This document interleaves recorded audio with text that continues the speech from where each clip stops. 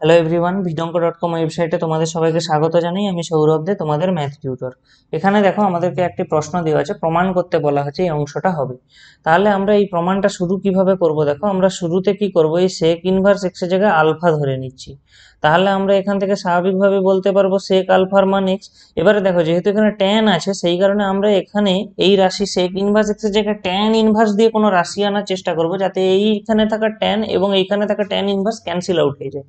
তাহলে সেটার জন্য আমরা জানি আমাদেরকে সেক স্কোয়ার আলফার মান নির্ণয় করতে হবে, কারণ আমরা জানি সেক স্কোয়ার আলফার মানই হলো 1 + tan² আলফা। তাহলে স্বাভাবিকভাবে এখান থেকে আমরা tan² আলফা কত পাচ্ছি, x² - 1, অর্থাৎ ট্যান আলফার মানটা আমরা বলতে পারি √x² - 1, এবং এখানে আলফা আমরা পেয়ে যাব ট্যান ইনভার্স অফ √x²-1। তাহলে আলফার মানটা আমরা দেখো সেক ইনভার্স এক্স দিয়ে শুরু করেছিলাম, কিন্তু পেয়ে গেলাম কি ট্যান ইনভার্স দিয়ে। তাহলে আমরা এর পরের লাইনে সাইন, আচ্ছা আমরা এটা আগে লিখে নিই, sine cos inverse tan of sec inverse x.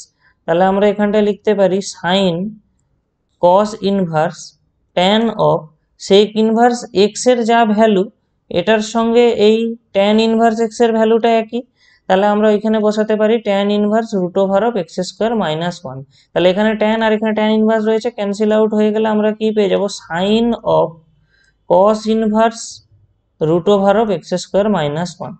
ঠিক আছে, এরপরে আমাদের কাজ কি হবে? দেখো, যেহেতু এখানে সাইন রয়েছে, তাহলে আমাদের এখানে থাকা এই যে রাশিটাই কস ইনভার্স রয়েছে, এবং তাহলে আমাকে ওই কস ইনভার্সের জায়গায় চেঞ্জ করে সাইন ইনভার্স আনার চেষ্টা করতে হবে।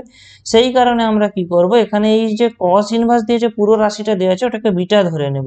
অর্থাৎ কস ইনভার্স √x²-1, এটাকে আমরা বিটা ধরে নেব।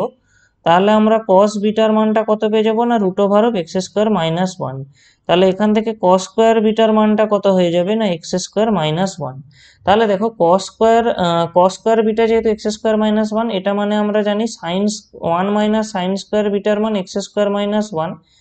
তাহলে সাইন স্কোয়ার বিটাটা আমরা কত পেয়ে যাব? দেখো, সাইন স্কোয়ার বিটা আমরা অ্যাকচুয়ালি পেয়ে যাব 2 - x²। তাহলে এখান থেকে সাইন বিটা কত পাচ্ছি, √2 - x², এবং বিটার মানটা আমরা পাবো সাইন ইনভার্স √2 - x²।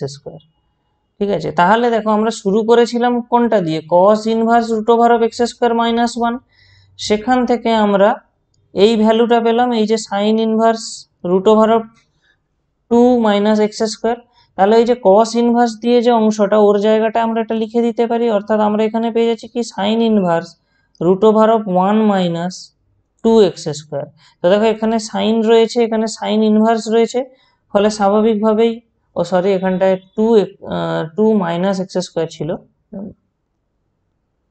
এই অংশটাই ছিল 2 - x²।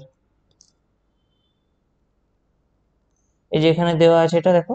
তাহলে আমরা এই সাইন আর সাইন ইনভার্স ক্যান্সেল আউট হয়ে গেলে আমরা পেয়ে যাবো এখান থেকে কত, √2 - x²।